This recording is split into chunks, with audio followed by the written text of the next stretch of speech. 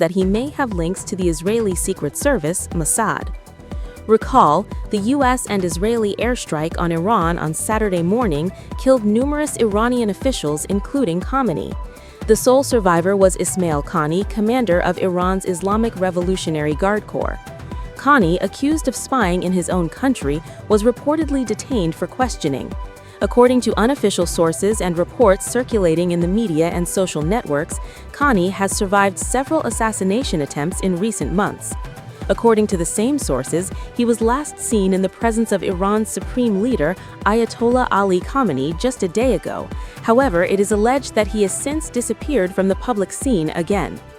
Reports suggest that within the IRGC structures there are strong suspicions of Qaani, accusing him of possible collaboration with Israel. So far, there has been no official confirmation from Iranian authorities regarding these claims, and the information remains unconfirmed by independent sources. At the time, accusations arose that Qaani was an agent. However, the Mossad denied these accusations. A Mossad statement stated, "Iran's Islamic Revolutionary Guard Corps commander Esmail Qaani is not our spy."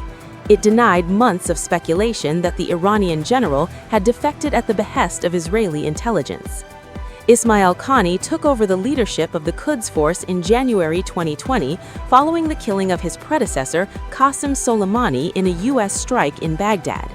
The Quds Force is the IRGC's foreign operations arm and plays a key role in Iran's military and strategic operations abroad. According to sources, Qaani's phenomenal instincts have saved him from certain death for the third time in a row under identical circumstances. September 2024, Qaani leaves Hezbollah's secret council in Beirut early. Minutes later, the bunker is razed to the ground, along with Hassan Nasrallah and the entire group's top brass. June 2025, the general urgently leaves the IRGC headquarters. Immediately afterward, the IDF carries out a targeted strike on the office. Now, miraculous rescue from the Ayatollah's residence. 3 such coincidences in a row are mathematically impossible. Either the general has a prophetic level of paranoid intuition, or he has a tracking device in his pocket that the Israelis use as a good-to-strike marker immediately after he leaves the kill radius.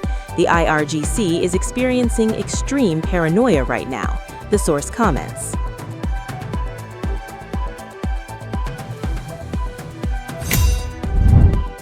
An Israeli defense official stated that on Tuesday, the Israeli Air Force targeted the building in north-central Qom city where Iran's 88-member Council of Experts is based, aiming to interfere with the selection of the country's next supreme leader.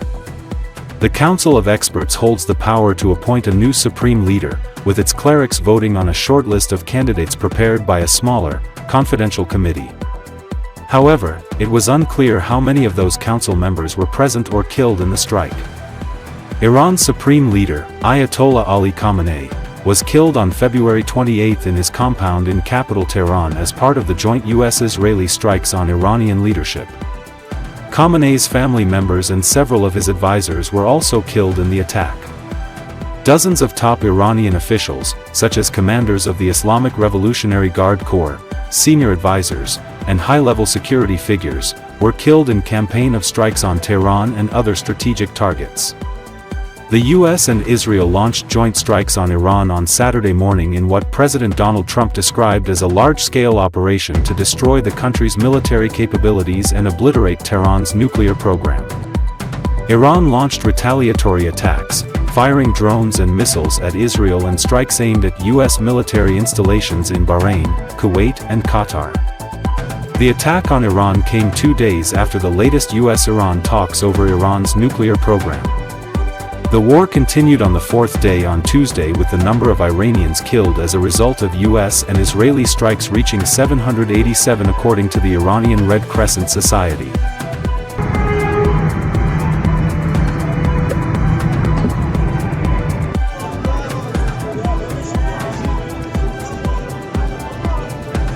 ساختمان خبرگان میدون رسالت همین 2 دقیقه پیش